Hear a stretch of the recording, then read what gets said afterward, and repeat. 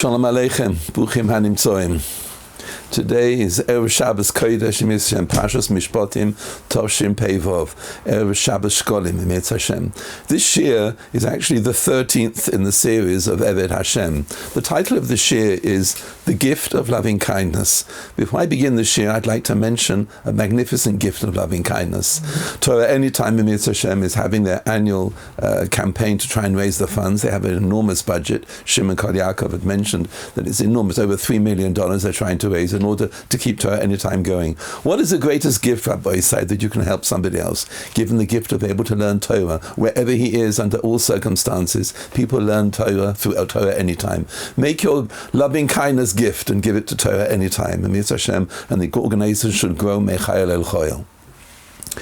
Let's go back to a theme which we mentioned in a previous shiurim about David HaMelech. David HaMelech, the pasuk says in Shmuel, Vayi David, l'chol derachov maskil v'Hashem imoi.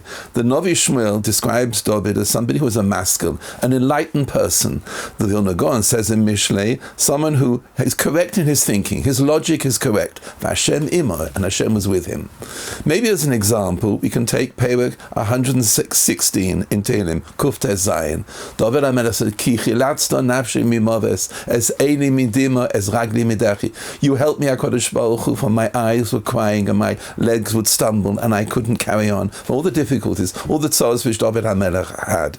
Then the end of the perek ends in a beautiful way. Mo oshiv l'Hashem kol tagmuloi holei. How can I possibly answer? How can I return back to the Almighty of all the kindness that He's done? Kais Yeshuas Esa uv'shem Hashem ekwa. Meaning, despite all the difficulties that David HaMelech went through, he said, Mo oshiv l'Hashem. How can I possibly answer you back? Ono Hashem ki ani avdecha ben amosecha. The outcome was, he declared that he was a servant to the Almighty. He was a servant. Meaning, from all the tovas and all the gifts and all the benevolence that he received, I declare myself to be an Eved Hashem, Ono Hashem ki ani avdecha. And we explained that it's very difficult, it's a daunting thought. How can we possibly put ourselves into that sort of profile of being an Eved Hashem? Avraham Avinu was called an Eved, so was Moshe Rabbeinu and David Avdi as well.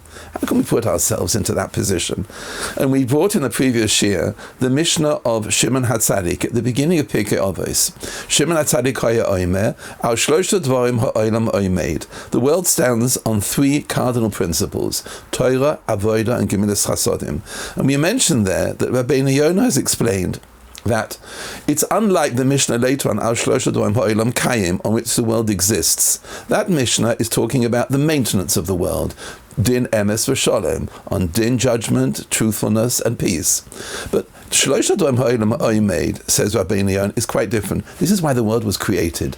In other words, says Rabbeinu Yonah, the Almighty anticipates the certain hitstainut, perfection, and excellence, that we would try and reach a very high level of involvement in these three areas. Torah, which we discussed in the first year, Avodah, which was Tefillah, last one, and this week is Gemilas Chasodim. Maybe we can say Torah is Bein Adam La'atzma. For me, for myself, I must understand the master plan. I must understand the blueprint. That's for myself. Avodah is Bein Adam Lamokim. I pray to the Almighty. That's Bein Adam Lamokim. And this year is going to concentrate Bein Adam Lachaveram. How am I supposed to relate in Gemilas Chasodim? And therefore, how do I perfect myself? How do I grow? What is the characteristics? What are the characteristics that I need to do in order that I can excel, in order to justify myself being a human being? No, according to Rabbeinu Yonah, that's what he means here. He means that he anticipates that we will try our best in Gemilas Chasodim. And how do I possibly do that? And then I can turn and say, Ani avdecha ben amosecha. I suppose that's what we're saying here. If we can reach that, at least be on the track for that, towards that. I was thinking, in order to maybe develop the profile of an Eved Hashem in Gemilas Chasodim, let's look at the Odain first. Let's look at the Master first. Let's look at HaKadosh Baruch Hu, the Almighty, and see who is He? How do we understand the Master Himself? There is a prayer which we say every single Shabbos morning called Nishmas. Nishmas is an incredible prayer. It was written, and it was called Birchas Hashir, a bracha with a song to it. And in reality, I often think Nishmas is something like a catalyst. It brings you back after a week spent in emails and buying and selling and telephone calls and business, whatever you're doing, buying and shopping. Then you come back to yourself. Nishmas takes you back with your neshama yaseya, which your additional shama which you're given, and it brings you back to where you're supposed to be as a Yehudi. I often think that. What are the tools? Nishmas kol chai, my neshama, my thoughts, v'ruach kol basa, and my speech. And then I describe HaKadosh Baruch Hu, the next section. Umi baladecha ein lanu melech. There's nobody else. Elokei harishonim v'acharonim. You are the God from the beginning of time to the end of time. Adon kol tadodos, the master of all characteristics, of all features, of all personality traits that a person has. We're describing the master. Rabbi say, straight after that, we get into who he is. Who is the Almighty? Immediately after that, we say the following. HaManahig Olam B'Chesed. You know who he is? He is a master who is totally involved in kindness, in benevolence. Let me read out to you what we say. This is who he is. The master is. He is B'Yosa B'Rachamim, and he acts with all his creatures with tremendous mercy. V'Hashem Lo Yonum. He never slumbers. That means a deep, deep sleep. V'Lo Yishan, and he doesn't take a nap. He doesn't drift out for a few minutes. He wakes us up every single morning after we have a sleep. Chazal say that's Trias HaMesim. When you're a deep, deep slumber, when a person has died, eventually Trias HaMesim. HaMesiach Ilamim, that you can open your mouth and talk, and speech comes out. It's all Chesed. Hu Hativ, Hu Metiv, Hu Yetiv Lanu, Hu Gumalanu, Hu Gamlenu, Yigmalenu Lo Adno. HaMatir Asurim, who releases the bonds. Beautiful explanation on the Matir Asurim by the Abu Dram. The Abu Dram said it doesn't just mean someone who's in prison. It means as follows, the Abu Dram says. Maybe an autistic child or a child with special needs. He has a mouth, but he can't use it properly. His legs don't function properly. Maybe his arms don't work properly. Matir Asurim means that every limb and every organ that we have works properly. That's what it means. In other words, in the morning I get out of bed, I can stretch, I can walk, I can behave normally. And everything works in a normal way. When I'm on the way down, I'm bent over completely. This is who the Almighty is. He is, the profile is Adon HaKol, meaning of Chesed. It's the first reference that we have in Nishmas. If you want to come back to yourself and find yourself as Yehudi, the first thing to do is recognize who the Master is. Now, what about me? How do I come into the picture? How does an Eved Hashem come into it as follows? For that, we must look in the beginning of the Parshas of Devarim. In Parshas Eikev, Ato Hashem, Ma Hashem Elokech Hashem. What does the Almighty ask from us? Lo leches bidrochov, to walk in his ways. The Rambam says, it's specific mitzvah. V'halachta bidrochov. As he behaves, so we are supposed to behave. He is rachum, he is merciful, so we should be merciful. He is chanon, he is gracious, we should be. How the Ribbon Shalom behaves, we are supposed to be like that. There is a magnificent sefer which is written by the Moshe Cordovero, one of the great Mekubalim in Sfas, called Tomer Devarim. In Tomer Devarim, he goes through different features and personality traits of the Almighty, how he's supposed to be similar to it. V'halachta bidrochav. A little later in Parshas Re'eh, we find the word Laleches bidrochav uvoisid bokun, and you should cleave to those qualities, cleave to them. It's more than just going them, but you should be devoted, you should be attached. Dovuk means stuck, attached to these qualities. If you want to take a look in the Novi Micha, right at the end, the Novi says, Higid lecha odom ma toiv. If you want to know what the best thing you can possibly do in life is, Ma Hashem doiresh mi'emecha kim asos v'avas chesed, and to be involved in loving kindness, to give the gift of loving kindness. And therefore, we can therefore project as follows, that the Eved, the servant of the Almighty, which is really what the themes of the Yeshurim are, follows the profile of the Master. The Master is he's benevolent, he's kind. And we are supposed to develop that, says Rabbeinu Yonah, into our personality. We're supposed to develop the theme as best as we can. It's interesting, I saw in the writings of Rabbi Aaron Kotler and Mishnah's Rabbi Aaron a beautiful comment. When it says the word Devekus in Hashem, it does not necessarily mean that a person davens with tremendous sincerity and very genuine and careful with his tefillah. It doesn't just mean that a person is so careful about every stricture, every chumrah in halacha, everything. It's much more than that. Says Rabbi Aaron, Devekus also means in the qualities, in the merciful qualities, in kindness. It's also Devekus. HaKadosh Baruch Hu is also Hu Heitiv U'Meitiv U'Matir Asu Pokech B'Mal B'Sharum U'Matir Asum. We should be the same, says Rabbi Aaron. Devekus in Hashem is not just Bein Odam Lamoka, but also how you behave with your fellow man, how you relate to your fellow man is also a relative aspect to it. And therefore, let's come to a certain conclusion in this introduction in the following way. The Maskil David HaMelech is telling Ani Abdocha, who is the Adon? The Adon is the all-time giver. He gives all the time. And therefore, what must I do? I must try and develop my personality. And specifically in this year, we're talking about Gemilas Chasodim. That is the way I will grow. That is the way I will verify and validate my existence here, according to Rabbeinu Yonah. Otherwise, I'm not here in the world. I'm supposed to be somebody who is a giving person, similar to the Almighty in that way. This shir may be a little long, but what I'd like to try and do is give you something like a suggestion box of ideas. Different ideas. I came up with 7 ideas. Each point is quite exclusive, one to the next. And let me tell you what I did. I thought like this. I don't want to just label you with references all about the importance of chesed. I wanted to choose something which would maybe wake you up, maybe ring a bell. That's what I'm trying to do. I'm trying to ring a bell with the importance of Gemilas Chasodim. They're all different points, but points which I think are very relevant to our lives and very practical. I hope you'll find them very practical in our day-to-day life. How we can excel ourselves in kindness, in loving kindness. How can we give the gift of kindness? Each point is something I carefully thought out. I spent a lot of time preparing this year, trying to work out what exactly will make us tick. What will ring the bell with us when it comes to chesed? Here's the first option, which I thought. Chesed is not an option. It's not maybe something yes, maybe no, if I have the time. It's not supposed to be like that. It's something which is far more of a priority than if having time. I remember the awful line in England. I remember where I come from. I remember, I'm awfully sorry. It's not convenient. What do you mean you're awfully sorry? You just can't be bothered. No, the line, I'm terribly busy at the moment. I can't manage. These lines, what does it mean? It means it's an option by you. I always remember the line. I went to an English grammar school in England. I remember the line. I think it came from Richard III. I don't know. Maybe in King Lear. A beautiful line, which the king turns around and says, "I am not in the giving vein."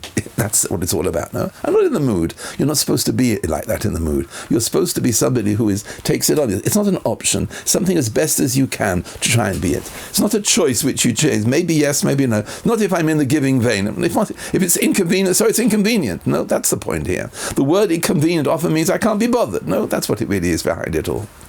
Let's choose the words carefully of Rabbeinu Yonah in Shari Tshuva. If you want to look it up, it's Shar Gimel, Pei Yud Gimel. Listen to these words of Rabbeinu Yonah. What does it mean? It's not an option. Says Rabbeinu Yonah, Ki chayav ha'odom, a human being is obligated, litroyach, to take the trouble, b'drishas tov la'amoy, to search for the good of his fellow man, of his nation.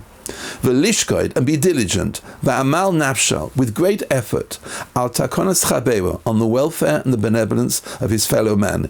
Im dalim osher, if he's poor or rich, doesn't make any difference whether poor man or a rich man. One is supposed to be to lishka, to be diligent, to be persevering, to try as much as one can, searching for the good of his fellow man. Listen to these words. V'zois min hachamuros umin ha'ikorim hanidoshim min ha'odam.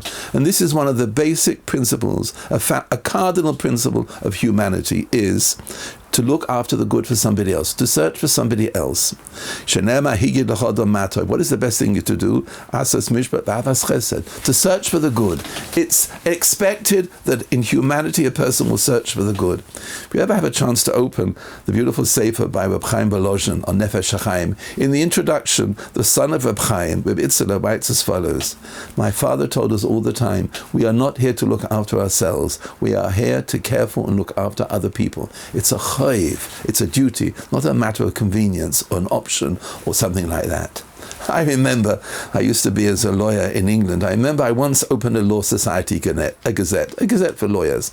And I saw a picture there of, I think, 3 or 4 lawyers from the north of England. And the heading said at the bottom, these are pictures taken from a highly successful charity affair of lawyers in the north of England. That was the chapter at the bottom. And the men were standing there with the glasses of wine and they were drinking a l'chaim. I don't know what they were doing. They were standing there.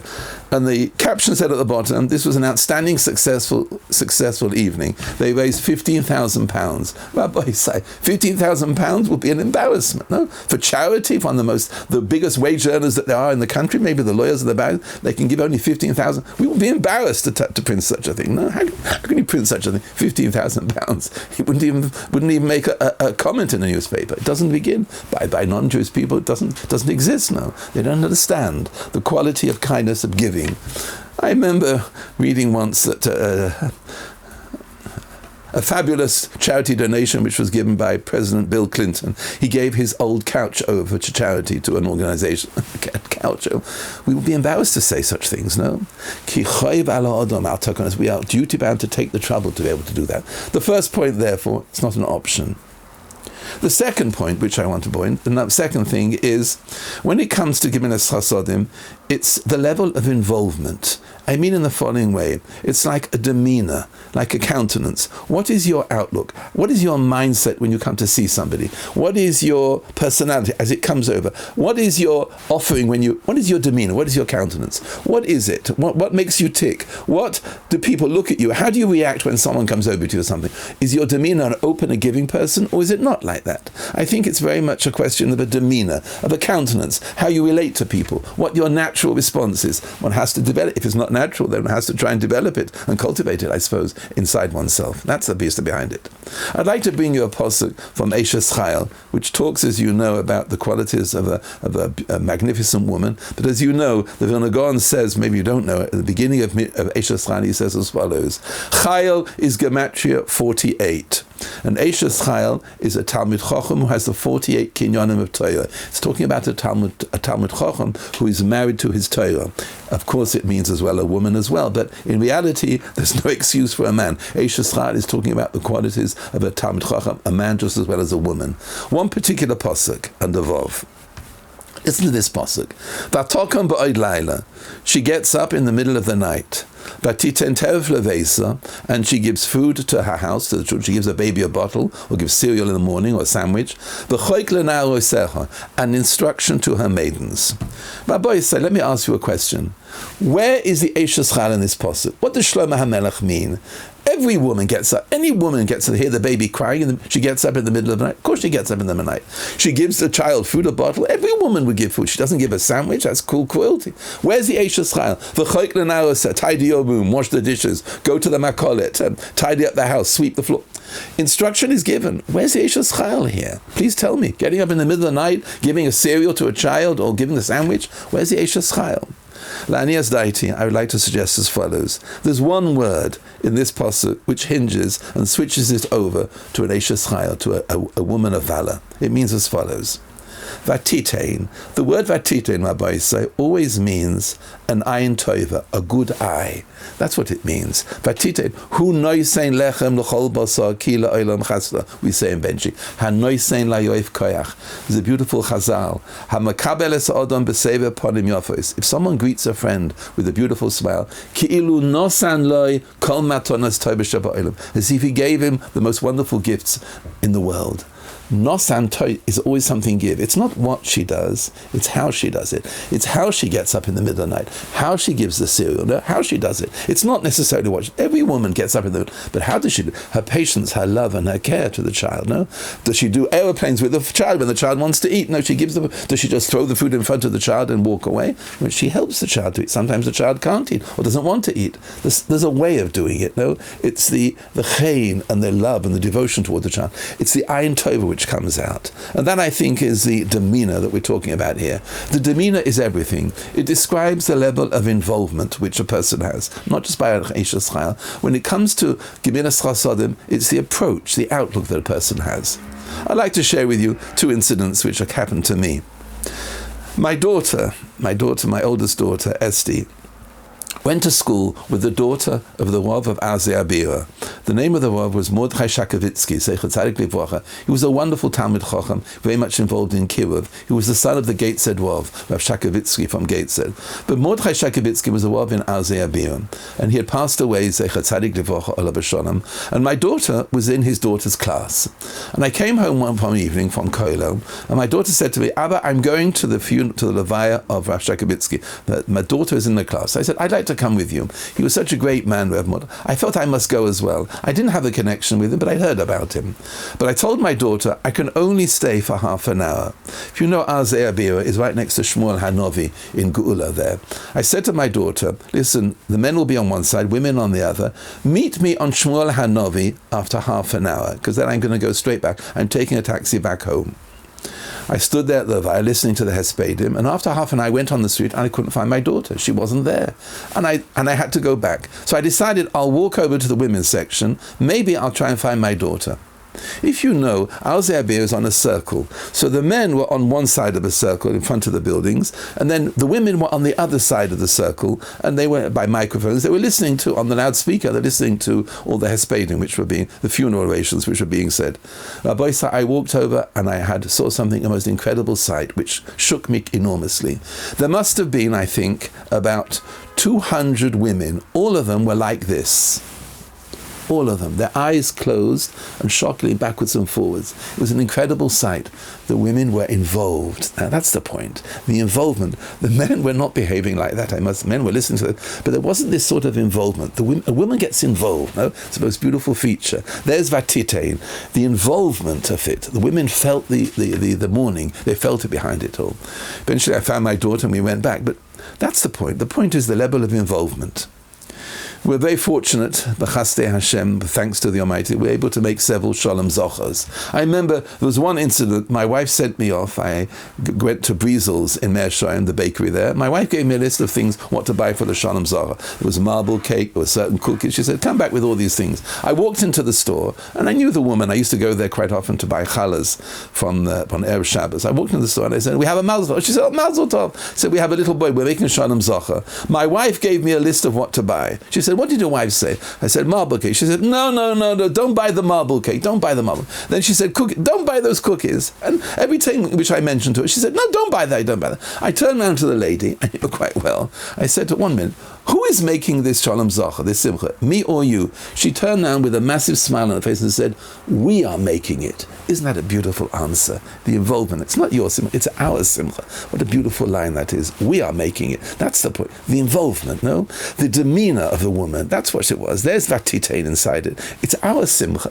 So, and I bought what she told me to buy, and after that, the cookies which she told me, we call them afterwards, bris cookies. There were certain cookies. She said, this is what you serve at the Shalom Zocha. I did what she said. I told my wife, I was told what to buy. The woman said, it's our Simcha.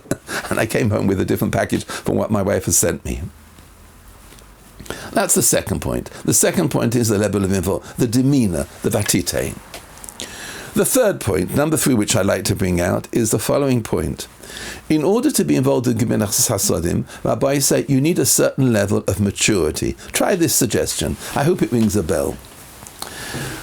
In order to appreciate somebody else, you can't be a little child. You must be mature. Maturity means you recognize somebody else. I have a proof of what I'm saying from a posuk in Shemais. You remember that Moshe Rabbeinu, for the first few years, was brought up by his mother.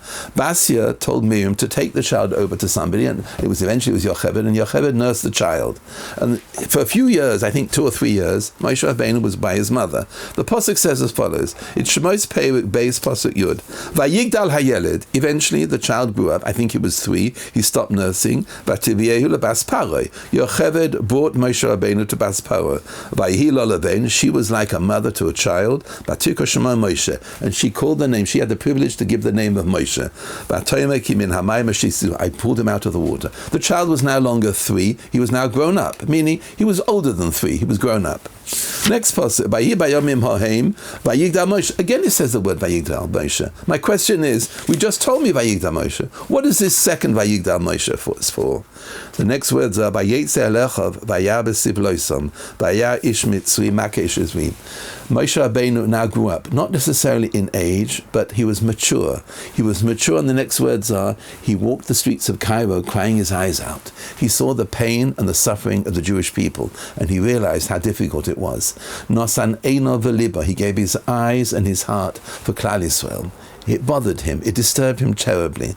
The Medrash says on that, Rebbeinu Shem says, because you left the palace, I think he was 12 years old, and walked the streets of Cairo helping out, I will leave Shamayim and talk to you per el per. Those are the words of the Medrash, meaning Moshe Rabbeinu felt it.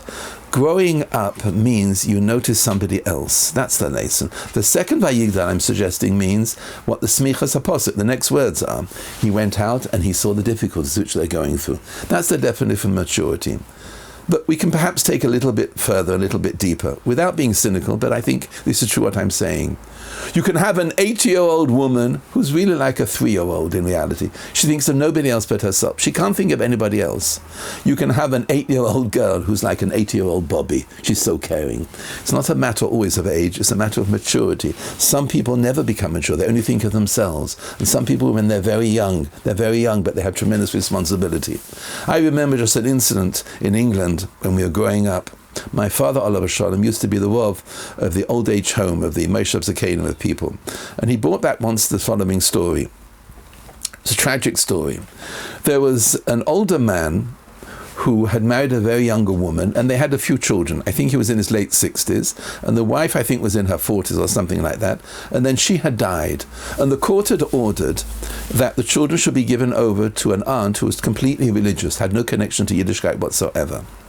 The children wanted to keep Torah and mitzvahs, and the father had wanted that as well, but he was no longer given the license to look after the children. So they ran away to near where my father davened in the old age home, and there was an older sister, I think she was about 9 or 10, and about 2 or 3 younger brothers. She was like a Bobby to them. I remember I brought them back to the house, my father brought them back to the house, and they became great Talmidei Chachomim. I remember one of them married the daughter of Rav Chaikin from Aix-Laban, I think, in France. I mean, a tremendous Talmidei Chachomim. I got to know them later. One of them learned in Netibot, and they were very close to Rav Shach as well. She was an 8-year-old girl, but she looked after the children. It doesn't necessarily dependent on age. It depends on maturity. She was a young child, but she looked after the children and made sure that they kept her mitzvahs as best as she could. That's the point we're making here. Interesting, David HaMelech, who's the masculine, brings this point out in a beautiful way.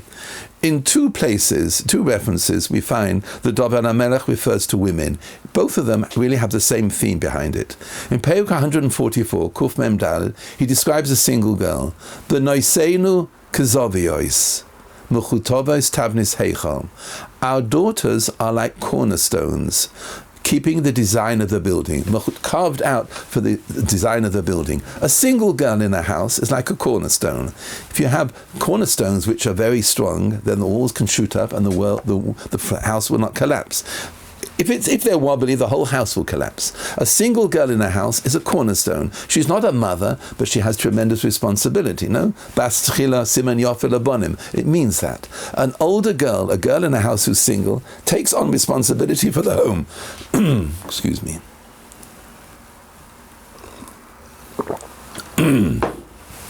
A single girl has responsibility and looks after the home. In 128, Kuf Kaf Ches, David HaMelech describes a married Eshlecha Kegefen Poria. Now she's a married woman, she's like a vine. By the walls of our house. What's the difference? A vine, Rabbi Isai, is actually a trunk. And because the trunk is strong at the back of the wall, it holds up the trellis of grapes over it. It supports the grapes. This time there's fruit now. A married woman has fruit. A single girl doesn't have one. But I'm suggesting this one. What's the common theme between the two of them? A single girl gives support, and so does a married woman. But she has fruit, and the single girl doesn't have fruit. But they're those backers, they're supporters, they're amudim. They give support, they give great reliance in the house. That's the difference between them. There's the theme coming out, no? The theme is the level of maturity. Well, the more mature you are, the more you grow, and the more you have, more responsibility you have. A married woman has children, and that's the peiros, that's the grapes which she gives out.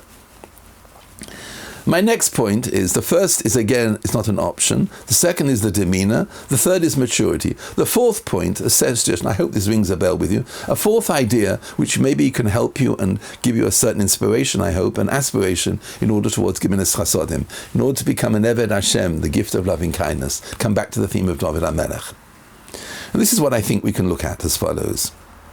When a chesed comes along to your door and you have an opportunity to do it, it is a gift from the Almighty. You are given a privilege to be similar to Him. Mahu avatar. Mahu heitiv umeitiv. So you're beginning an opportunity here. It's a privilege which has come to your front door.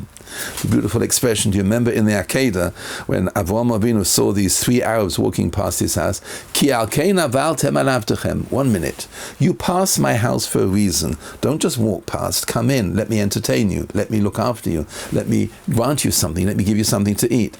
There's a reason for this here. Avraham Avinu saw, this is an opportunity I have. An opportunity. He couldn't manage without it, evidently. Avraham Avinu was sitting there at the door, even though it was the 3rd day after Bris Milah, and he was in tremendous pain. It was a boiling boiling hot day. He couldn't manage without this. This privilege by him was almost like his lifeline. His life, he couldn't manage without doing such a thing like that. This was Avraham Avinu. I mean, it's a privilege to serve others, a privilege of the chesed to help others people. There is, if you have a chance to look at, in Das Chochma Umusa, in the Ma'amoim of Rabbi Yerucham, he has a beautiful question regarding Noach. He asked the following question.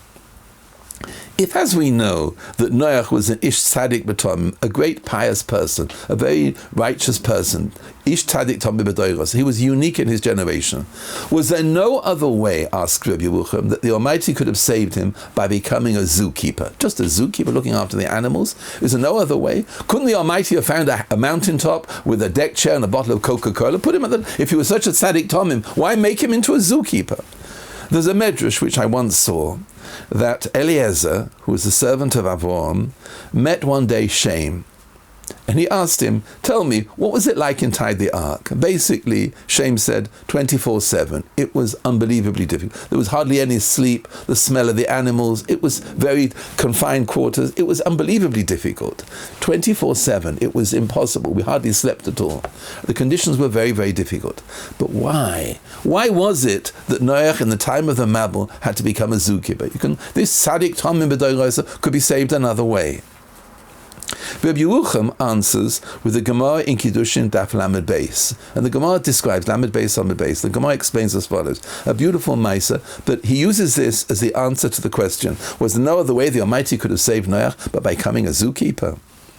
He answers as follows: the Gemara brings down that the great Nasi of Klal Yisrael, Rabban Gamliel, was marrying off a son. And three great Tanoim came to sit at the table. Rabbi Eliezer, Rabbi Yeshua, and Rabbi Tzadok came to sit at the table of the wedding of the son of Rabbi Gamliel. Rabbi Gamliel was the host, and he walked around with a bottle of wine, giving his guests a drink of wine, to drink a l'chaim. He came to the table of the Tanoim, and he came over to Rabbi Eliezer to give him a drink. Rabbi Eliezer turns and no, thank you so much. I can't. The Nasi, the prince, is not going to serve me. I'm not going to make the Nasi into a waiter for me. I'm sorry. It's okay. Thank you so much. He then, Gamliel went over to Rabbi Yeshua. Rabbi Yeshua put his cup out to take a drink from him. Rabbi Eliezer turned and said, Yeshua tidbayesh. How can you do such a thing? How can you let the Nasi serve you? How can you do such a thing? Allow him to serve you? Make the Nasi into your waiter? You can't do that. Rabbi Yeshua turned around and said as follows, the beautiful Gemara. I can think of somebody far greater than Rabbi Gamliel, who was a waiter. Who Omeid Aleim, Avraham Avinu stood there as a waiter, serving them. He provided all the food for them. If Avraham Avinu could be a waiter, why can't Rabbi Gamliel become a waiter as well? No, why can't he also become a waiter? That's the point. Rabbi Tzadok was sitting at the side to a man and said, thank you so much for your example. Why are you leaving out HaKadosh Baruch Hu here? HaKadosh Baruch Hu noisei lechem l'chol basa, no, who mashi baruach, he gives and supplies everything. He's also a waiter. Look at the Kavod HaMokim HaKadosh Baruch Hu. So why can't Rabbi Gamliel be a waiter also? From this Gemara, Rabbi Yerucham Zecher Tzadik Livracha brings out a wonderful klala by say two words: Godol Hamashamesh. It's a privilege to serve others. Not like where you and I come from in Western culture. You have a butler, a chauffeur, a cook, a gardener, and the least you do, the best of all. Everything is done for you. It's not supposed to be like that. It's not supposed to be like that. I'm not saying under any circumstances one shouldn't have help in the house. Of course, I'm not saying that. Please don't misunderstand me. But I'm suggesting as follows. Whatever you do, then it's a privilege to do. I'm not saying the wife has to do everything. She's not the butcher, the baker, the candle. She's not everything at all. But whatever you do, it's a privilege to do. No, it's a privilege. That's the point here. It's a zchus to serve others. Godel hamashamish. That's a principle which he comes out with. And Rabbi Yerucham brings a beautiful raya. Who are the most distinguished people in the Beis HaMikdash? The Kohanim, the priests. The priests were just servants, serving the people. Shluchei de Rabbana. They were helping out Klal Yisrael. That's the greatest privilege which they had. He brings a beautiful example as well, Rabbi Yerucham, as a Maisa when he was Yomim Noyroim, Rosh Hashanah, he went to daven in Kelm. Kelm, he didn't learn there, but he went to daven there, Yomim Noyroim in Kelm, and he was standing at the back of the Beis HaMedrash. It came to the time when the Kohanim came to wash their hands. To wash their hands, and there was a bucket of water at the back of the Beis HaMedrash. After the Kohen had been washed their hands, there was a bucket of water there, which really should be taken out. He picked the bucket out, about to take it out, and a voice upon behind said, put that down, put that down. You have no reshus to take that. You don't have any permission to take that bucket. Who was it? It was the Alter from Kelm.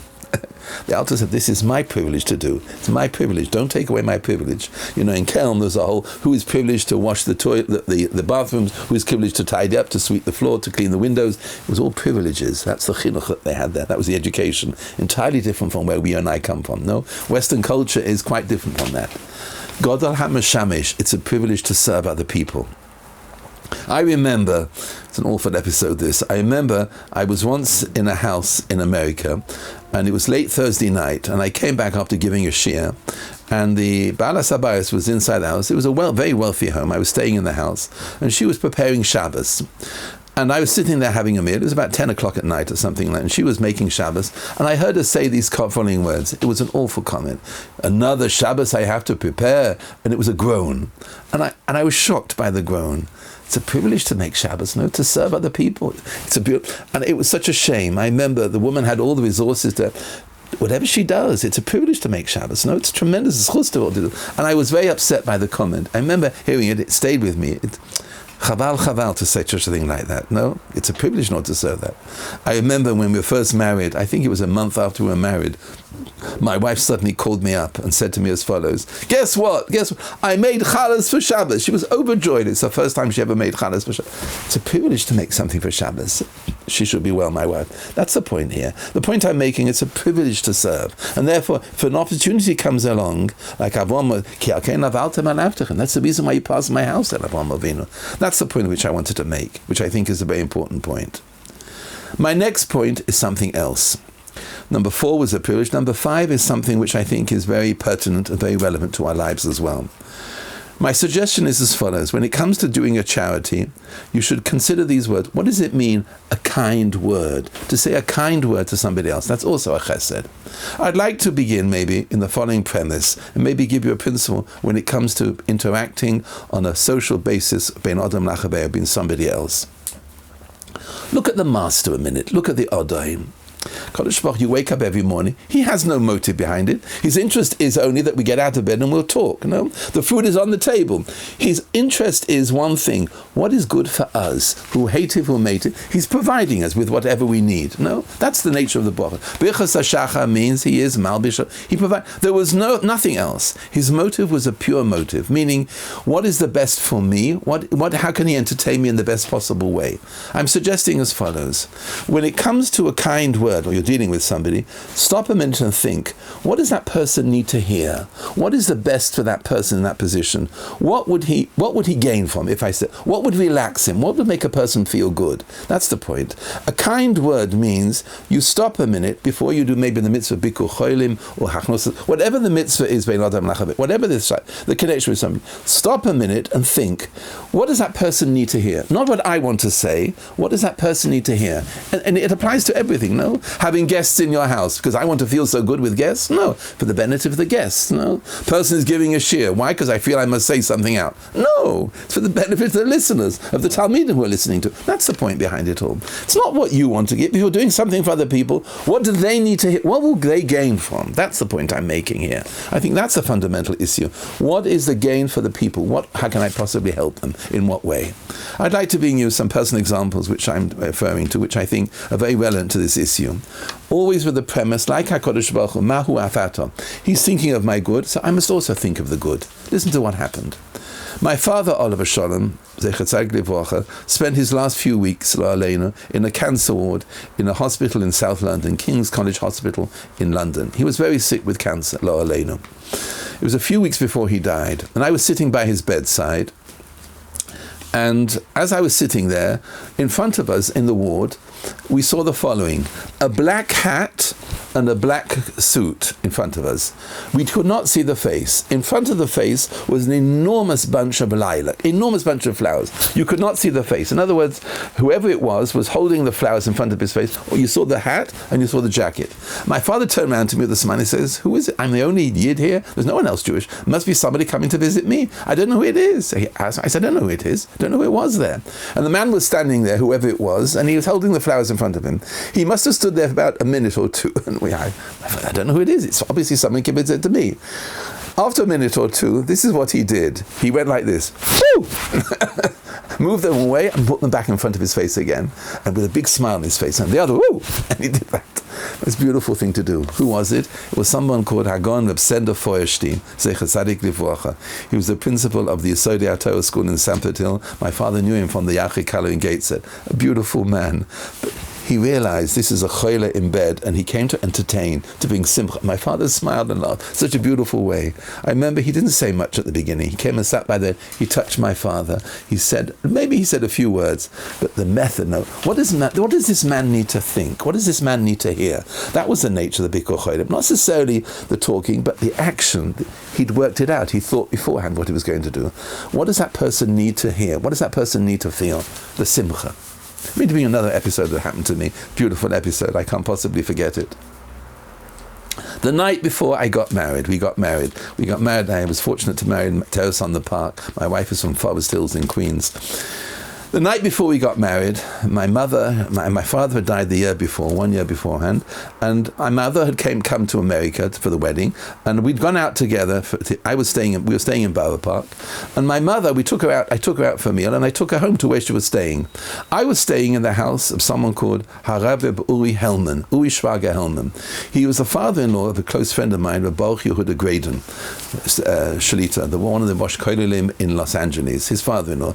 Rabbi Hellman was a Talmid Chacham and also the principal of the day school of the Beis Yaakov in Borough Park. He was the principal there.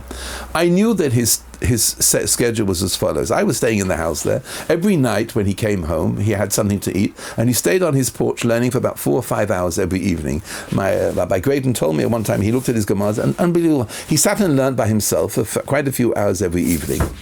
That night I came in, the night before I got married, I was staying in the house. I went from his house, Zecher Tzadik Livrocha. And I came into the house. He heard me coming in. He said, Yonason, you came in. Please go into the living room. I want to talk to you. This is what happened. I went in there and sat on the couch, and he closed his Gemara, and he came out to sit with me in the living room. And he came with a bottle of beer. He said, have a drink of beer. Nice, have a drink of beer. He gave me a drink of beer, and then he turned around, I want to ask you a very serious question.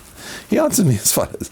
What do you think in England? Do you think the coal miners will bring down the government? It was Harold Wilson at the time who was the Prime Minister. Do you think they're going to... And he brought me all different questions of the government, of the miners, the unions, of the communists. He was asking me all sorts of questions. What do I think about? Do you think the miners will bring down the government? Can they do such a thing? The communists here? And he was going into it, and he was driving me, asking me questions about what do I think about it? He said, take another drink, and gave me another drink or something.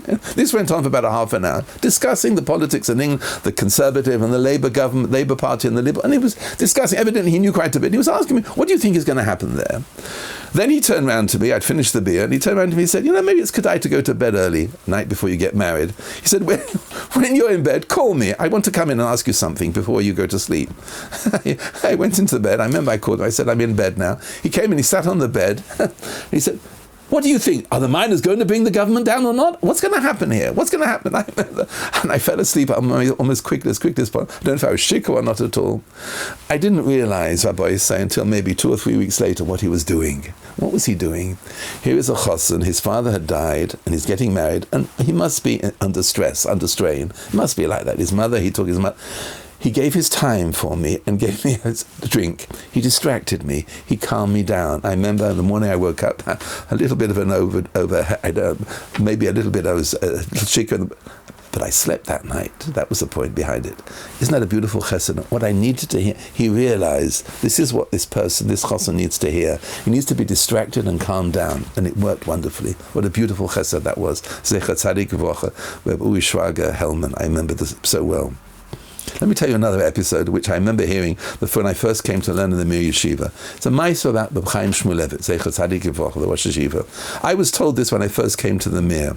Evidently, in the younger years, when he was Rosh Yeshiva, when he first came into the Mir, he had the following procedure, which he did with every chassan. Every bacher who became a chassan, got married, he turned around and said to them, maybe a month or so after they get married, he said, I'd like to come around and visit you in your house on the Leil Shabbos, after the Suda. Do you mind? Do you mind? Or she wants to come to my house? I was told this by somebody, I think it occurred to him. It happened to him. So he said, of course. What do you think he did? For the next few weeks or so, he prepared himself a Dvar Torah, what he's going to say. This was the procedure. And she made a beautiful cake. Obviously, thought she was going to come in. He prepared a Dvar Torah and she prepared a cake. He would come into the house about 2 or 3 hours after the Suda and sit at the head of the table. The Chosson on one side and the Kala on the other side. He then turned around and said to the Chosson, after great, maybe you prepared a certain Dvar Torah or something to say, a pilpul. He's been at it for days and nights, preparing exactly this Dvar Torah. He said over Dvar Torah whatever he wanted to say to Reb Chaim. As soon as Reb Chaim heard it, he said Shekayach to the Chosson, then turned round to the Kala and said as follows: what did you do in your life to deserve such a Talmid Chacham of a husband there? What did you do? Such a wonderful, wonderful Dvar Torah, he told him. He turned around and said to the wife, can you imagine the wife here? Rosh Hashiva says Talmid Chacham. He then turned around, maybe there's a bit of mezonah or something. She'd prepared a chocolate cake, beautiful cake. She gave him the cake. He tasted the cake. He made a bracha and said thank you. Then turned around and said, he said to the husband, what did you do in your life? He said, that you had such a balabusta like this, a woman who makes such a delicious cake. What happened here? What happened when Reb Chaim left? No. They came together. No? What a beautiful comment. A chosson and kala needs to hear something good. No? That's what he is. You hear the point behind it. Not what he wanted to say, what they need to hear. That's the nature of a kind word. A kind word is based on not what I want to say, what that person needs to hear. Whether it's Bikur Cholim, whether it's whatever it is, whether it's Chasus Kala. I remember when I became a chosson, the night of my engagement, I remember we had an engagement in Yerushalayim. Let me share with you just an incident which happened. I have an aunt. She's not alive anymore, Aleha Shalom. Her name was Auntie Miriam. I remember she came round over to me. She was a very bright woman, very intelligent woman, very caring woman. She turned around and gave me this bracha after we became chosson and kala. We had a l'chaim in the home of my father-in-law, Aleha Shalom. She turned around to me and she said as follows: Yonas, and I would like to give you a bracha. Listen to this bracha. Thought out. I want to give you a bracha that you'll never ever feel that you really know your wife completely. There'd all be something new that you discover in her. Isn't that a beautiful bracha? What a beautiful statement to say. And it was true. It's a beautiful line to say that. She thought it out. This was her comment which she said, it's a bracha, but you hear the point. It was thought out beforehand. That's the nature. A kind word needs deliberation and needs thought behind it all. It's exactly what you're going to say. I have a friend who once took the Manchester Rosh Hashiva, he told me, to visit a child in Great Ormond Street Hospital, a child in hospital. And he told me, all the way up on the stairs going up, she was going in his mind, I'll say this, I'll prepare myself that. He was preparing himself what to say to the child. That's really what one has to do. You go lo aleinu to a nicham aveinim or something like that. You say something to a kala. Whatever.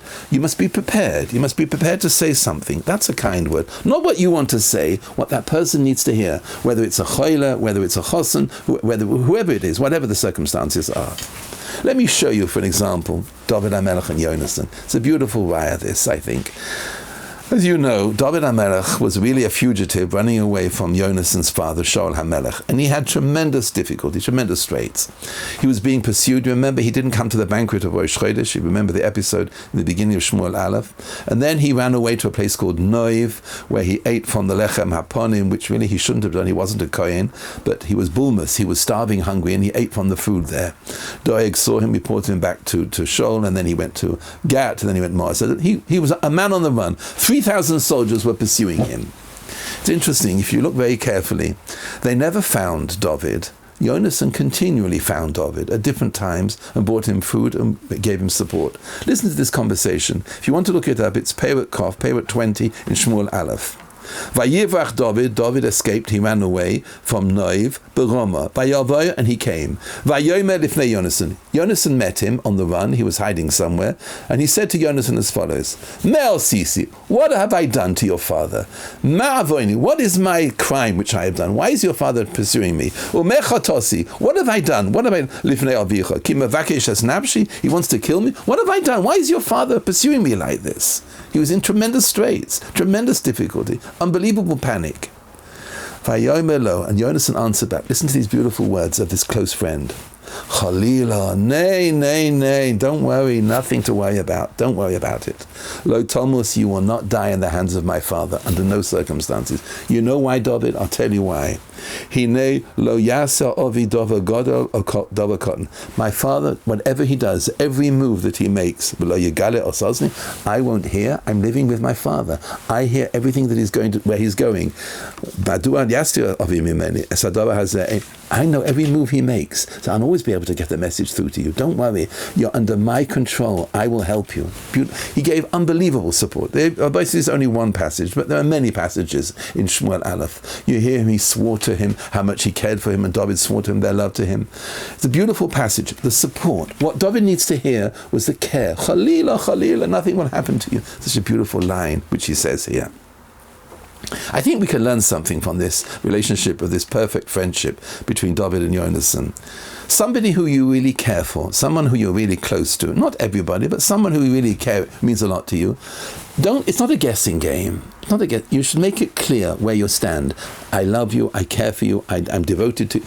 Express yourself. Yonasan said what he felt, and David said what he felt. They said it out to each other. They expressed their feeling. They expressed their love and their emotion, which they said to each other, which is the most beautiful point. Beautiful point. And that's what you learn from here. What they need to hear, or not what you want to say, but what that person, at that specific time, what they need to hear. That's the point behind it all. Rabbi say, if it's not a kind word, it could well be something called a sting. A sting means when it's something which you wanted to say, what that person necessarily does not need to hear. And you have to be very careful with that sometimes. I was one day standing outside the Beis HaMidrash of the Mir Yeshiva, and I saw a friend standing there in the corner. I think he was crying. He was clearly very upset. I went over and I said to him, Moshe, Mayesh, what's the problem here? This is what he told me. He said to me as follows. He said, I've just been speaking to my son's Rebbe. The Rebbe turned around and said to me, yeah, your son is Ephes. 0. Can you ever say that? You could never say to a father that. A son is 0. No one is Ephes. Not one person is Ephes. I think the Rebbe is Ephes. The Rebbe is nothing at all. No, you can never say that. A father needs to hear his child is nothing. He doesn't work so well. Maybe he doesn't like the Rebbe. Maybe he doesn't understand the Gemara. Maybe whatever it is. But no one is Ephes. That's the worst thing you can possibly say to a father. You have to be so careful in conversation what you say to somebody. I believe these are principles of human relationships. You're never allowed to say to anybody at all, tell me, how many children do you have? Maybe they don't have any children. No, you have to be so careful. A woman is never allowed to say to another woman, my husband is such a master, he sits every night till 12 o'clock at night learning. Maybe a husband doesn't even open a safe. No, you have to be so careful what you say. You can provide tremendous sting in Shalom Bayis. It can be a wreck, a terrible wreck. You turn around and say at a table, I don't know how my wife has turned around to me and told me at the table, I remember at a wedding table, one woman turned around and said, no, my children is the best in the class and they excel always. And that woman her child is off the derech. You hear what I'm saying here? You have to be so careful what you say to somebody. It's not a kind word, it's a sting. You're not allowed to ask certain questions. You're not allowed to say somebody, where are you going for Pesach? I remember someone once turned around to me and said, where are you going for Pesach? I think we had a house full of children. We weren't going anywhere for Pesach. They were going out to a hotel. And you hear the point I'm saying? A woman can never turn around to a friend and say, my husband insisted I buy a new shaitel for Yom Tov. But maybe they can't afford it. Or a new outfit. Maybe they can't afford. You have to be so careful. You don't know where people are holding. You don't know what the situation is. You have to be so careful. It's not a kind word. It's a sting. You say something to somebody, but in reality, it causes the opposite. It's not something. You're never, ever allowed, Rabbi, ever to start bragging, this is who I am, this is what I've done. It's a pasuk in Tehillim. Yehalalucha zor be'al picha. The nochli ve'al sfosecha. Someone else should praise you, not yourself. Don't say that I did this, I did that, I did the other. It can create enormous embarrassment and upset to somebody. This is who you are, this is what you are. You don't say that. Someone else can say it, but not you. Don't talk about your great achievements. It's not a kind word, it's a sting. It's an awful thing. Be very careful how you address people. You don't know where people are holding, what they're doing in their lives. No, you don't know. Even to say, I'm going on vacation to Switzerland. Be careful. Maybe the other person can't go to Switzerland. Maybe you hear my point. You have to be so careful in conversation.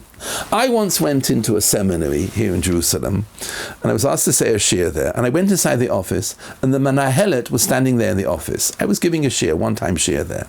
As I was standing there, a girl, an alumni girl, came in. I think she was in the school for about 3 years ago, and the manahelet said, Sarah, hello, how are you? How are you doing? Where is your husband learning? Which yeshiva is he learning? She said, my husband is not learning, he's out working at the moment. And then Matt said, oh, I see, okay, maybe one day he'll learn. It was an awful. I felt like punching the lady on the nose. The reason why I didn't, because her husband is bigger and stronger than me. I didn't want to take him on. You don't do that. You don't turn around to somebody where maybe he's not learning, maybe he can't learn, I don't know. Why? And I looked at her face, the girl was broken. And she turned red, she was embarrassed. What? Nothing wrong in working. Nothing wrong in working at all. Why do people give this idea that the best? There's no such thing as an elitist. Be careful what you say. You're never allowed to say to somebody, my husband insists that we only have this hechsher. Maybe they have another hechsher. It's your private life. It's wearing your religion on your sleeve. Why do you have to tell everybody your hechsherim, how wonderful your children are, how wonderful you are? I feel very strongly about it because it's not a kind word. It's a sting. It's a sting which a person gives, and it can cause tremendous difficulty. Don't talk about yourself. Don't talk about who your children are, the greatness of yourself Be careful. It is not a kind word. You can sting somebody. When you meet somebody, you want to say something interesting, something nice, then you should have in your mind maybe a beautiful story or something which you can share with them. If you're English, you'll have no problems at all. You talk about the weather, it's cold, it's chilly, it's drizzle. That's all they talk about. It's so boring in England. The weather is this, the weather was like this yesterday, last year was cold. All they talk about is the weather. You don't have to talk about the weather. It's not necessary. But you should have something in your mind which is interesting, a nice story, something to share with somebody. I remember I was once sitting at a wedding. It was in Nof Yerushalayim at a wedding. And one of the people at the table in front of us was telling about that they just had, I think, their 11th child or something like that. And he was saying, Kanai Nahor, my wife has 11 children. And he was telling everybody at the table. The man who was sitting next to me, I happen to know personally. He'd been married for 20 years and never had a child in his life. And I could see he was let down. It was a sting to him. He felt so bad. I sat there and I described to him, I don't know if you've seen in my Sefer, a bridge called Prayer, I describe about two women who davened for each other for 32 years. They davened for each other and they gave birth within a few weeks of each other after 32 years of davening. I told them a story. It's in my Sefer if you want to look. The two women from Zurich. It's in my Sefer. He turned around to me afterwards and he said to me, you know something, Yonason, you gave me tremendous chizuk. I was so pleased. He said to me as follows, I've only been married for 20 years and they were married 32 years. You hear the point. You have to be careful. Be careful what you say. Don't say something which is going to make something interesting, but find something which is interesting. I would like to share with you a beautiful, interesting story which I was told by my son-in-law, Reb Hillel Duchin Shlita. My son-in-law told me this beautiful episode. Last week was the yortzeit of Reb David Soloveitchik. Reb David Soloveitchik, the son of the Brisker Rov. He was nifter, I think one day last week, on the same day as Reb Yitzchak Sheiner, Zecher Tzadik Livracha. And there were articles which were written about Reb David. My son-in-law called me up on Motzei Shabbos and told me the following. Reb Hillel Duchin, my son-in-law, told me the following beautiful story. An Avreich turned up to learn in his yeshiva, and he turned up, I think, a week after this man. And Reb David Zecher Tzadik Livracha turned around and said, I'm sorry, there's no room for you in yeshiva. I'm sorry, you can't stay in yeshiva. So the Avreich turned around and said, Rebbe, maybe I can sit in the Beis HaMedrash here, nevertheless. So Reb David turned around and said, okay, if you find a place to sit, but you're not in the yeshiva. So okay, fine, Beseda. I sat there. He was sitting there for a few weeks, and then after he was learning the Gemara of what the yeshiva was, the kollel was learning. So then he asked the Rosh Yeshiva, "Is it possible for me to come inside the shir? Because the mice I'm here, I'm learning the same thing." Reb David turned around and said to him, "If you find a place to stand, it's very squashed in here. If you want to, you can come. You can sit, but you're not in the yeshiva." He said, "You're not in the yeshiva." He was davening there in yeshiva as well, and then eventually he saw that davening there in yeshiva, maybe he can eat breakfast there in yeshiva as well. And he asked Rosh Yeshiva, "Is it possible for me to?" He said, "If you can find something to eat, you can eat something as well. But you're not in the yeshiva." He kept saying, "You're not in the yeshiva." Then came to the time at the end of the month, and Reb David was giving out a chalukah, giving out a stipend to all the people in the kollel. So he turned around and he said, Rosh Yeshiva, is it possible? I'm learning here in the yeshiva, and is it possible for me to receive a chalukah? So Reb David turned around and said, "Maybe if there's something left, I'll give you something. But you're not in the yeshiva." He turned around and said, "Well, yeshiva, I don't understand. I'm learning here. I come to the shir, I have breakfast, I daven in yeshiva, and now I give a chalukah. What does it mean I'm not in the yeshiva?" David turned around and said as follows, a beautiful line. "I must tell you, when I am saying you're not in the yeshiva, I mean as follows. I'm not able to daven for you. I daven for everybody in this yeshiva. It's too much for me to take on for davening for you as well. Everybody else I daven for." Isn't that a beautiful story? Beautiful. The Rosh Yeshiva here, daven for everybody. It's too much. I can't take on. Not in yeshiva means I can't daven for you as well. My son-in-law told me that he told this story over at Friday night at the table, and his son turned around and says, "Abba, now I understand. The Rebbe, who I have in Cheder, is a Talmud of Reb David Soloveitchik. At the beginning of the year, he asked all our names and took all our names. Maybe it's the same thing as well. He took the names of the children. He davened for the children. Isn't that a beautiful story? You need something interesting. Don't talk about the weather. Say a devout Torah, no? Say a beautiful... I don't mean from talk, as I said before. Not from talk. Say something which is a nice story or something like that. That's the point I'm making here. A kind word, Rabbi Isai, I think means as follows. You're able and capable and you wish to say a compliment. A compliment spelt with an I, not with an E. Compliment means, compliment with an E as far as I know. I was always told that compliment with an E means like a scarf complements the dress. It matches it, it's good. Compliment with an I means a nice word to somebody, saying a good word. I once gave a shiur about a compliment, giving a compliment, and I came out, someone wrote to me after the shiur, and she wrote as follows. A compliment has the word T-E-S-T, test. The T, the first T, stands for tailor-made. If you're giving a compliment to somebody, it must be tailor-made to the person who you're talking to. A compliment is only a compliment if it's addressed to that person specifically. I remember when I lived in Hanof in Yerushalayim, Rav Steinman Zecher Tzaddik came to give a shiur in the Kehillas Beis Yaakov on Luchad Agassi. Kehillas Bein Torah. He gave a shiur. I gained a tremendous amount from the shiur. I thought I wanted to go and say something to the Rav. I went over to him afterwards and I said, I wanted to tell the Rav how much I gained from the shiur. He beamed at me. He absolutely beamed and he said, thank you for telling me. That's a compliment, no? Tailor-made for him. I gained from your shiur. That's the point which you're saying here. The E stands for enthusiasm. When you say a compliment, you must smile. You must be enthusiastic. If you're saying something nice to somebody, say something with a smile. Don't just murmur it or groan it. It must be said a certain way. I remember when I was in school, schoolboys can be very, very cool. There was a teacher we had, he never ever smiled, never ever cracked his face ever. Even if you say something was good, he said it was very good. It was like a miserable person. We gave him a nickname, Instant Death. It's an awful thing to say. We called him Instant Death.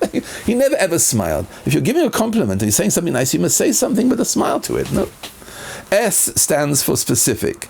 I was told always never ever can use the word nice. What is nice? Nice weather, nice hat, nice cake, nice tablecloth, nice picture, nice wallpaper. Nice doesn't mean anything. Remember the Gemara I once brought you, Eirach Tov Mahu Omer. What does a good guest say? A good guest says, Kama bossa hibilayin, kama yain. He's specific. Say something specific rather than just saying a general nice. And the last T is tailor-made, E is enthusiastic, S is specific, and T also means the last one is truthful. Don't tell a lie. When you're giving a compliment, tell the truth as it actually is. There's a beautiful posuk in Mishlei which describes it, and the Vilna Gaon explains in the following way. Svas emes tikoin lo'ad, va'ad algia l'shoin shoker. Svas emes, a conversation from the lips which is truthful, tikon lo'ad, lasts forever. Va'ad algia, for 1 second, l'shoin shoker, an expression which is false, which is not true. The Vilna Gaon says there are 2 words of conversation where svas are the lips and l'shoin is the tongue. The main conversation is the tongue. If it's svas emes, if it's a comment which comes out from the lips, it's a mabak, a side comment, but it's truthful, it lasts forever. So if it's only a side comment, but it's truthful, svas emes, it lasts forever.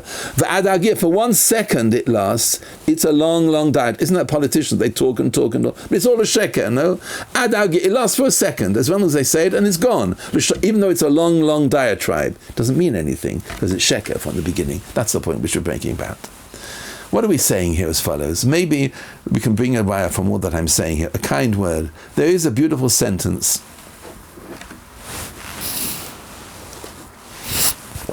which we say in Anim Zemiros. If you say it in your shul on Shabbos morning, Yisboyer bi ki chofetz bi, v'hu yiheh li la'ateres tzvi. Yisboyer bi, the Almighty is glorified by me.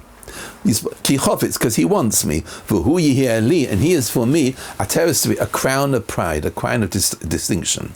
What is the pe'er of me? What is the pe'er? What is the glory of me? Is my speech, no? I speak una fa'elcha, when I glorify HaKadosh Baruch Hu. He has given me the incredible gift of speech. When you give, it's a pe'er, it's a glory of a human being. Say something, say a kind word. Think about who you're talking to. Not what I need to say, what the person needs to hear, no? Think of it. And if you can't say anything good, at least give a hug and a kiss afterwards. Or give a bracha. If you can't say anything good, at least give a smile. Make the person feel good. If you have nothing to say, you can't ask about the children, you can't, whatever it is, give the person a bracha and walk away. At least that you can give, no? You can give that. Give a pe'er, give a glory, a certain thing which is beautiful. Number 6. The first one was, it's not an option. The second, just going over it, was the demeanor. The third one was maturity. The fourth was for privilege. The fifth suggestion was a kind word. The next point, which I'd like to bring, it's another suggestion, I hope it'll ring a bell, is the nature of tznius, of humility and modesty when it comes to doing a chesed. Let me explain what I mean. Evidently, so they say, Rav Shach Zecher Tzadik Yivracha was very concerned that there would be no Olam Haba for him. The reason was because everything that he did was always broadcast. Everything was public. He had tremendous respect. Rav Shach went here, Rav Shach said this, and he was very concerned. Kavod, respect and honor that you're given, and prestige, is reserved for Olam Haba. And therefore, if you get it here in Olam Hazeh, there'll be nothing for me in Olam. He was very concerned about that, evidently. His son-in-law, Rav Meir Bergman, Shlita, once explained on the yahrzeit of Rav Shach, which is on Parshas Vayera, just before after Chanukah, Vayera, Parshas Vayera, by the Akedah. And he said these following words about Rav Shach as follows. He applied a lesson from the Parsha. Do you remember in the Akedah, when Avraham Avinu vayikach eso eitzim veso eish vesamacheles, he took these things when he was going to do the Akedah. The question is, what is the macheles? Rashi says the macheles is the knife. He took the wood, the fire, and the knife. Why is it called macheles? Rashi says because Klal Yisrael eat up the reward from the Akedah for many, many generations, for many years. Why, asks Bergman, why about the eitzim and the eish? Why does the reward specifically come from the knife, the macheles, rather than the eitzim and the eish? Why don't Klal Yisrael receive a reward from the wood and the fire? Why the macheles? And he explained as follows. Nobody spoke about the knife. Nothing was discussed about it. It was all kept quiet. The knife was to be used for shechting Yitzchak, for slaughtering Yitzchak, but it was quiet. Something which was quiet retains all the bracha there. That's the point he was bringing out. In the Haftorah of that particular parasha, you remember the Maisa with Eishes Ovadia, the wife of Ovadia. Ovadia had looked after 100 prophets in a cave and looked after them and fed them. And then he had died, and the children were taken away. His children were taken away by the creditors, and she had no money at all. The wife went every single day, evidently, to pray at the grave of her husband, of Ovadia. And a Baskol came out. She heard as follows: Elisha will come to down and give you a bracha on the oil. And as you know, the Maisa, Elisha came. She had a tiny measure of oil. He poured the oil, and from there she became a wealthy woman, a very wealthy woman. The question is asked, why specifically the oil? If you look carefully at the episode of Ovadia looking after the prophets in the time of Achav and Izebel, it says quite clearly, he provided them with lechem umayim, with bread and water. It doesn't talk about the oil. The oil is quiet. Something which is quiet carries a tremendous bracha. That's the point here. Rabbi Bergman was saying, whatever Rav Shach does, you think he was a very public figure, there was even more to Rav Shach than what you saw in the public figure. There was far more behind the scenes. Beautiful point to say by the son-in-law. Whatever you saw in the public arena was only one side, but there was a tremendous amount of modesty and tznius inside Rav Shach as well. What's hidden is the reward, and therefore he was saying to the shver at the grave, he was saying as follows, Yos, Olam Haba will be enormous. Why? Because we know quite well what we saw was only a fraction, the tip of the iceberg. There was far more to you than that, much more than that, and that's what we saw in you. Beautiful point now. I remember hearing Rabbi Isai from Volba several times, both in the Mir and also in the Beis HaMusa. But Volba used to say very often, what was the merit that we had to come out of Egypt? Because of the Noshim Tzidkonias, the greatness of the women, the righteous women who brought food for their husbands in the field and looked after them. But Volba said the same will be in the future, that the reason why the Gula Shalema will come out because the enormous avodah of a woman. Now why? What's the reason behind it? I was thinking what Rav Volba had said, maybe for the following reason. When a woman gets to the age of 90, we don't make an enormous dinner in a hall and say, this woman washed 1 million dishes in her life. No way. We don't turn around and say, this woman cleaned 1,000 chickens in her life. We don't talk about that. No one turns around and says, a woman says, do you know how many washes I've done today? How many diapers I cleaned? It's not said. it's all quiet. Everything which a woman does is quiet. And that's the reason why. Because it's all sheket, it's all tsanua. Nothing is said what a woman does. No one talks about, you make a dinner for someone who gave $1 million, but you don't make a dinner for a woman who made 1,000 shabbosim or 5,000 dishes, whatever it is. You don't do that.